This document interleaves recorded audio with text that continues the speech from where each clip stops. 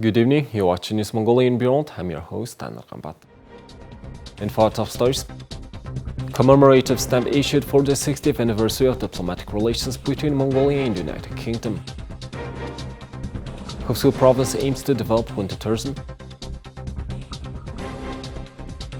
Mongolia's senior homes work to provide care and healthy living.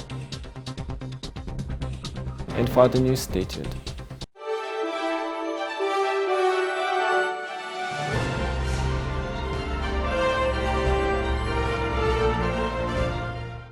This year marks the 60th anniversary of the establishment of diplomatic relations between Mongolia and the United Kingdom.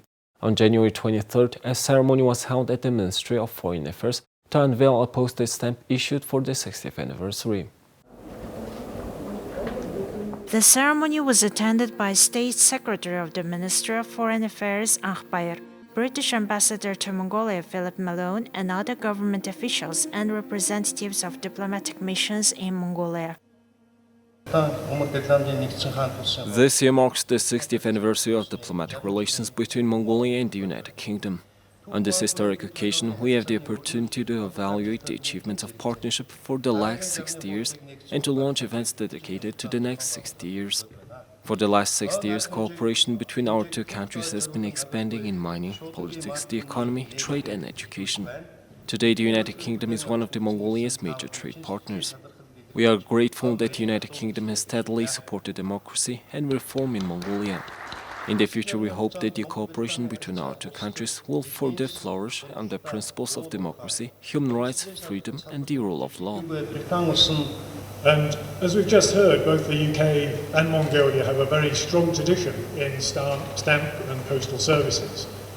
The UK issued its first postage stamp in 1840, which you can see here, and developed an efficient postal system throughout the former British Empire. Mongolia issued its first national stamp in 1924, but long before that, Genghis Khan installed one of the world's first postal systems across the Mongol Empire. This commemorative stamp is therefore a highly appropriate way to mark our diplomatic anniversary. The Mongol Post have done a really fantastic and imaginative job in their design of the stamp, and I'd like to express my thanks for their work in making this possible. The 60th anniversary is an important milestone in any relationship, but even more so between two countries. The UK was, of course, the first Western country to establish diplomatic relations with Mongolia, something of which the UK remains very proud indeed. Mongolia is marking the 99th anniversary of issuing its first stamp. Over the last 60 years, we've issued around 30 different stamps related to the United Kingdom and its culture. This anniversary stamp is the 32nd. The first stamp dedicated to the United Kingdom and British culture was issued in 1966. It was a stamp commemorating the World Cup taking place in London. In 1963, the United Kingdom became the first Western country to establish diplomatic relations with Mongolia. The two countries have been partnering in trade and business.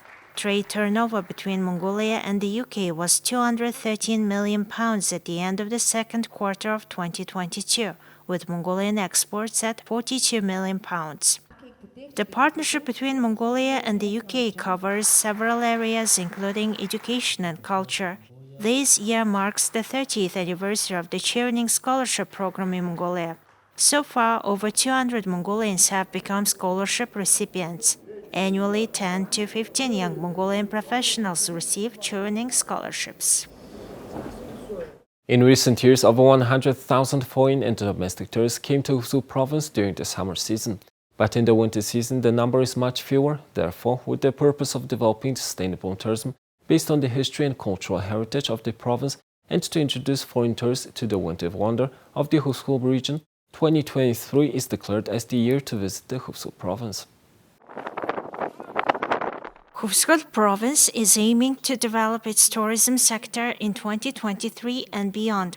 It plans to add specialized tourism products for each of the 4 seasons of the year, extend the duration of the tourism season, develop tourism that reflects the characteristics of the province as part of a public-private partnership, and activate internal and external advertising. In this context, it is planned to organize 11 activities under a special program in order to increase the number of foreign and domestic travelers coming to Khuvsgul province. Extending the travel time will be a very good thing for our province, because most travelers arrive in the second month of the summer season and leave without knowing it at the other times. Many events such as winter tourism and a spring festival will be initiated and promoted. Natural tourism, historical and cultural tourism, religious tourism, and plant tourism are new activities planned for Цагаан Урсум.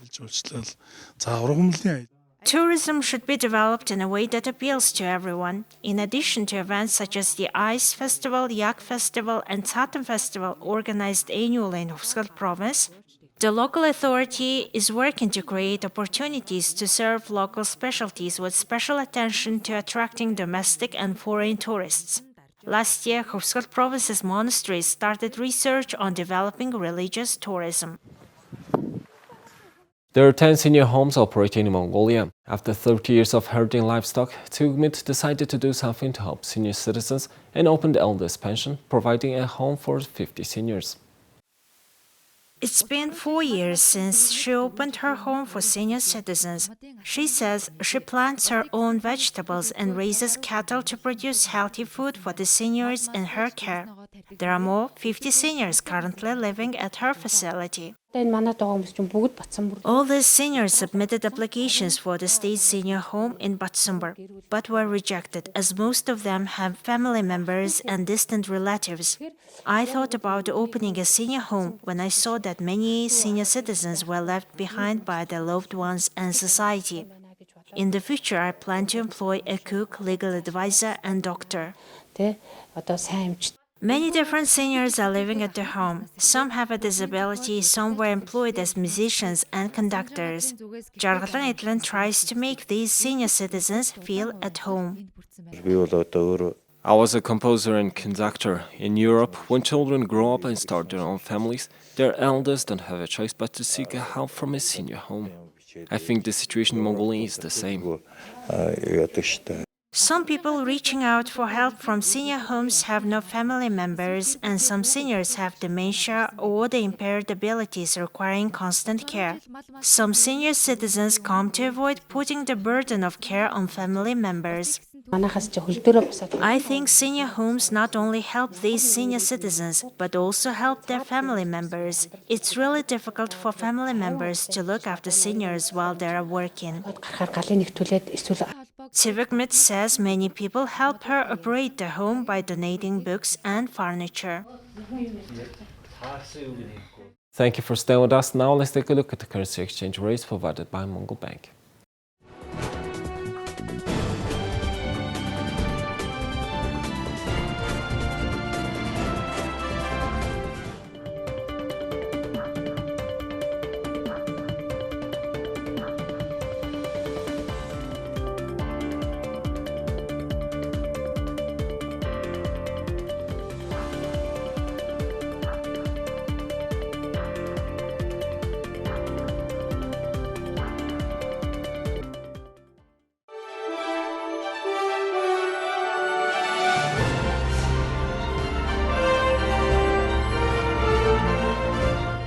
Here's the international news from our partner agencies.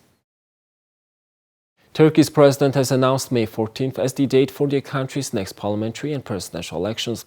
President Recep Tayyip Erdogan, who plans to seek re-election, made the announcement during a Saturday youth conference in northwestern Bursa province.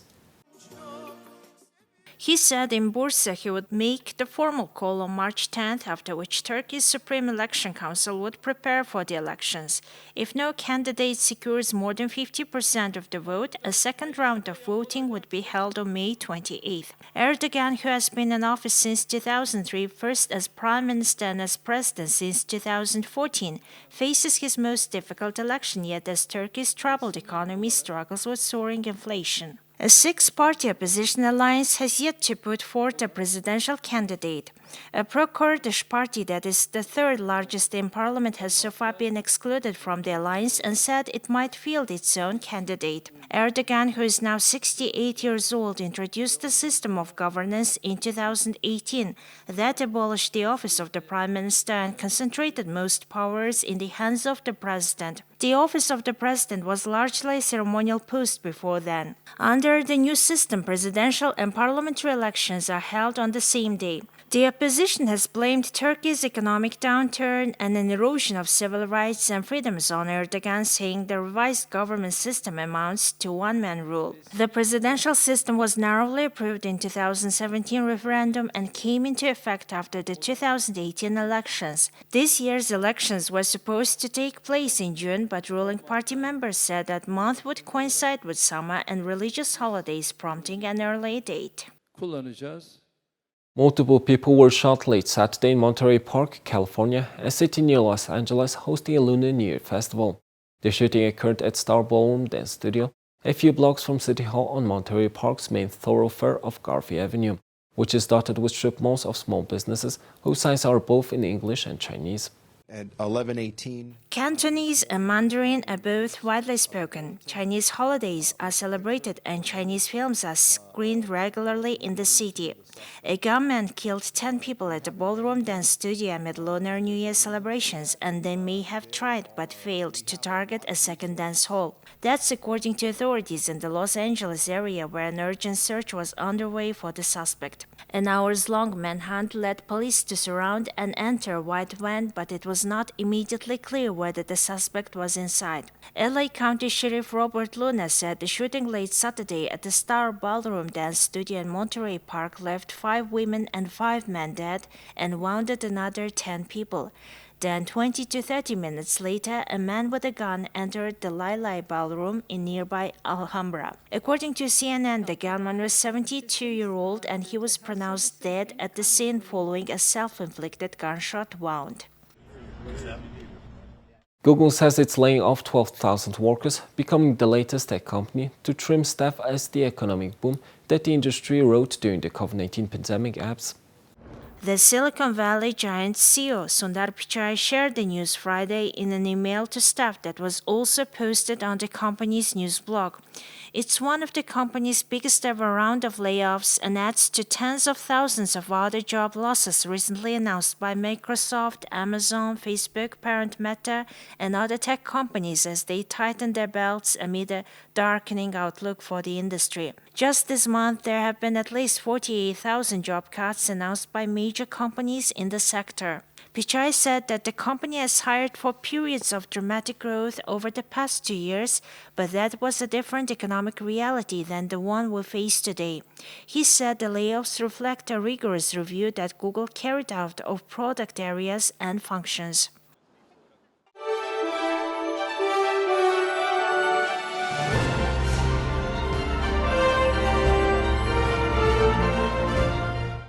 Now let's take a look at our regular feature on sports. The head coaches and captains of the Six Nations teams came together for the annual launch of the tournament on Monday in central London. 2022 Grand Slam winners France will begin the defense of their title on February 5th away in Rome as they face a buoyant Italy side who beat Wales in last year's tournament, as well as Australia and Samoa in the Autumn Nations Series. Fabien Galtier was clear that he was focusing just on the next game as he spoke at the launch of the Six Nations in London on Monday. France are the defending champions, having swept all before them to win the Grand Slam in 2022 after 3 away trips in this year's tournament, including to Ireland, who are top-ranked team in the world. Well, I don't know if we are favorites. I think we'll have a very hard tournament. We have 3 games away in Dublin, in Twickenham, so it will be very hard, but we'll have a lot of ambition and we'll try to do our best. Both England and Wales entered the tournament with new head coaches as Warren Gatland returns to Wales, having won 4 Six Nation titles, including the Grand Slam in his first tournament as head coach in 2008 during a 12-year reign from 2007 to 2019. Former captain Steve Borthwick will also begin life as the England head coach, having taken over from Eddie Jones in December after the Australian was sacked following just 5 wins in 12 test matches in 2022. England started their campaign with the Calcutta Cup match against all rivals Scotland at Twickenham on February 4th, while Gatland begins his second stint at the helm of the Wales at home to World Rugby's #1 team Ireland on the same day. The Six Nations, which runs for 5 match days until March 18th, precedes the World Cup, which starts in France on September 8th. After 11 days and 85 medal events, the Lake Placid 2023 FISU Winter World University Games officially ended Sunday, January 22nd, with the traditional closing ceremony held in the Olympic Center's 1980 Herb Brooks Arena. The 2023 FISU Winter World University Games came to an end on Sunday with the closing ceremony in Lake Placid, New York.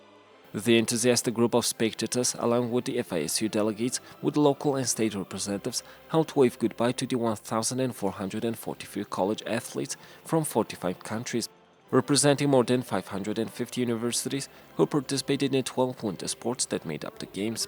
The FISU flag was passed to 2025 hoster Torino, Italy, and the cauldron flame extinguished to draw the Lake Placid Games to an end.